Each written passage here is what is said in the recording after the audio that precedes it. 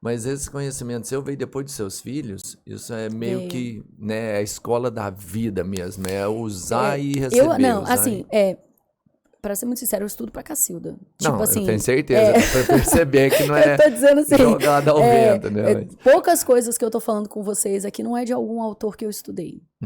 Poucas coisas são minhas. No máximo, eu tenho muita coisa que eu li de um autor aqui, peguei de outro autor ali, juntei. Isso faz todo sentido, entendeu? E pratiquei na minha vida e aquilo se tornou uma forma que eu raciocino sobre aquilo. E o legal é que você valida tudo isso aí, né? Sim, a minha sorte foi que eu descobri isso tudo com os meninos muito pequenos. Se eu tivesse descoberto com eles adultos, eu tinha me ferrado, porque eu ia ficar só na imaginação, né? E eu descobri com eles muito novos, e hoje eu atendo, hoje eu tenho alunas da pós-graduação que atendem, então a gente vai reforçando tudo isso conforme a gente tem um N maior, que a gente fala, que você vai fazer uma pesquisa científica, não adianta você fazer uma pesquisa com 20 pessoas, seu N é muito pequeno, ela não está validada. Você precisa de um N grande, igual quando você vê aquelas pesquisas que foram feitas com 5.000 pessoas ao longo de 20 anos. Pô, é uma pesquisa extremamente consolidada. Então, conforme eu vou aumentando o meu N, né, conforme eu vou aumentando o número de pessoas praticando e tendo resultados positivos, né, e aí eu vou e atendo aquela aluna, e aí eu falo para ela fazer uma coisa, e aí o que funcionou na minha vida funcionou na dela e na das clientes dela. A gente vai criando uma consolidação muito maior. E aí eu vejo esses vídeos de pessoas adultas que foram criadas dessa maneira, dizendo as mesmas coisas em outros países. Já vi gente da Europa, já vi gente da China, já vi gente dos Estados Unidos. Então, pera lá, isso não é da minha cultura, isso não é da minha experiência, isso não é da experiência do meu ciclo. Então, a gente vai consolidando, mas, claro, como tudo que é novo, né, tá nessa fase de consolidação ainda. Acho que vai demorar demais pra gente chegar numa... Pra virar senso comum, você diz, né? Nossa, porque tem que mudar toda a estrutura, né? Tem que mudar a escola, essa questão que você falou aí de construir a casa, o pai e a mãe. Poxa, mano, hoje pai e mãe a maioria não tá preparado pra ser pai, não tá preparado pra ser mãe. A maioria, na verdade, pensa aqui comigo. Vamos pensar um CLT? CLT tem 8 horas de trabalho, mais 1 hora de almoço, 9. Vamos supor aqui em São Paulo, o povo leva 1 hora pra ir, 1 hora pra voltar. A gente já tem aí 11 horas. Já foi embora, aí, né? Ainda tem que dormir um pouquinho, você não tem tempo pra fazer nada. E ainda tem, na criação, é o que você falou da base ali, as divergências pessoais, porque às vezes, vamos imaginar, o pai quer fazer de uma forma, né? Tipo assim, a mãe quer fazer de outra, e aí fudeu, porque eu acho que nesse caso é o pior. Esse é o pior, porque você entende? Um trabalhando de uma forma e o outro trabalhando de outra forma, esse moleque não sabe nem o rumo que ele vai seguir. Eu vou fazer assim, da base. Assim, é a construção da base, né? Eu tô construindo, a gente tá construindo essa casa em equipe, né? Construção do projeto, que é a criança. Eu tô construindo uma casa que vai ter 300 metros quadrados e você tá construindo uma casa que vai ser um estúdio. É claro que a nossa base vai ficar uma porcaria, né? Porque cada um tá construindo uma casa diferente. Então, assim, e por isso que eu insisto muito, tem muita gente, eu imagino, que acompanha o conteúdo de vocês que ainda não teve filhos, né? Ou que, sei lá, tá em outras fases da vida.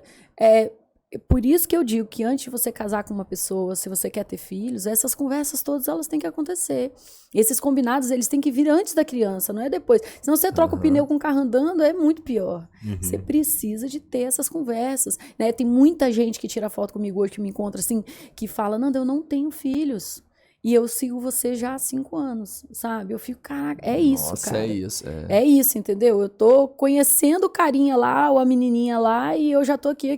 Vê se isso aqui faz sentido pra você. Porque se não fizer sentido pra você, vai ser complicado. Eu realmente, isso aqui é uma filosofia de vida pra mim. Eu falo, gente, a forma como, o que você acredita que é o ideal pros seus filhos é uma filosofia de vida. É igual você ser vegetariano, vegano, por uma questão de filosofia, por achar que, né, por ter certeza no seu coração que animais precisam ser respeitados e tal, e você casar com uma pessoa que come bife de manhã, de tarde, de noite. É uma filosofia de vida, aquilo não vai te fazer bem, sabe? Vocês vão estar sempre em desacordo. Então, imagina para uma criança estar no meio disso. É muito ambivalente. Qual que é seu combinado com seu esposo na educação dos meninos? O meu esposo trabalha junto comigo, a gente é 100% alinhado com relação a isso, e eu acredito que isso ficou muito claro para nós quando os meninos, quando o meu mais velho estava com 2 anos, E a Psimama estava começando ainda, era um blog só sobre puerpério, só sobre pós-parto, né? E aí eu comecei a estudar a parte de educação porque eu percebi que, tipo assim, bater nele não fazia sentido nenhum. Menininho, cara, não faz sentido nenhum. Eu era muito maior, muito mais forte. Eu não tinha qualquer vontade, sabe, assim. E o meu marido também não. Meu marido é grande, assim, né? Ele falava, cara, como faz sentido? Meu marido e hoje nunca pegou no braço dos meninos, assim, nunca. Então, o que a gente percebeu é que, tá, beleza, se o que fizeram com a gente não vai fazer, o que a gente vai fazer? Né? A gente não tinha repertório, não tínhamos ferramentas. E foi quando eu comecei a estudar. Eu fui aprender comunicação não violenta, disciplina positiva, biografia humana. Foi quando eu fui aprender Maria Montessori. Quando eu fui estudar tudo isso que eu fui... Né? Aí eu estudei teoria polivagal, comecei a estudar neurociência. Foi quando a coisa começou a ajudar no dia a dia. Só que o meu marido, ele ainda ficava reticente. Assim, ele ainda falava assim, até parece que a gente vai ficar usando ferramenta, sabe? Criar filho não vai depender de ferramenta. E eu acreditava muito fortemente em ferramenta. Ferramenta é tipo assim...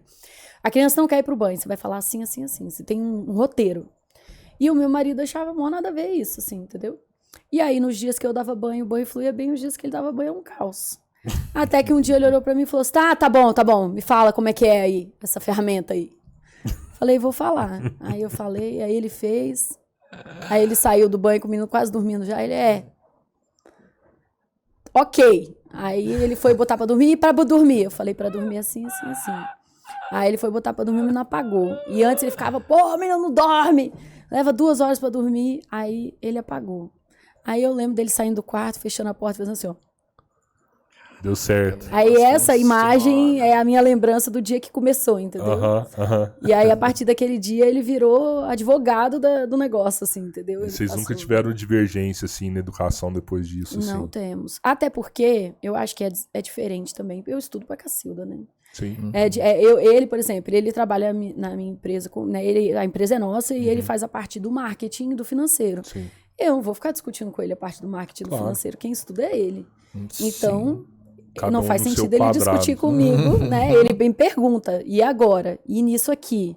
E esse desafio? Aí ele adquire o conhecimento comigo. Depois a gente debate. Eu e meu marido, a gente tem muitos momentos de debate. Ó, hoje os meninos tiveram uma briga que eu não soube lidar. Como é que a gente vai lidar com isso hoje? O Gael tá ainda insistindo que o Theo tá fazendo por querer.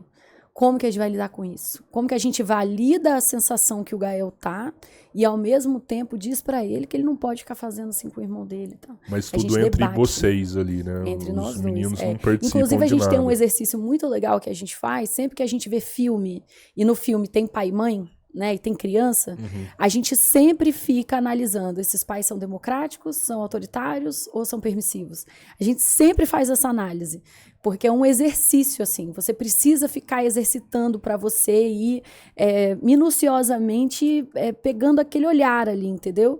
Então, quando a gente exercita isso em filme, a gente exercita isso nas festinhas, o povo se sente julgado, mas a gente não tá julgando, né? A gente tá falando só entre nós, assim, aquilo ali é permissividade clara, né? Tipo, não é para julgar, é pra gente exercitar o olhar, porque aí quando eu estiver sendo permissiva, vai ficar mais claro para eu perceber. Quando eu estiver sendo autoritária, vai ficar mais fácil de eu perceber. Então não é que eu saio julgando o mundo, eu saio aprendendo, né, pegando certas oportunidades para exercitar esse olhar, para quando for em mim, ficar mais fácil de eu perceber. Você já consegue ver que tipo de pais nós somos aqui, eu e o Robertinho? Não tô vendo. Pode falar, nada, pode né? falar. Você não falou nada, só eu hoje.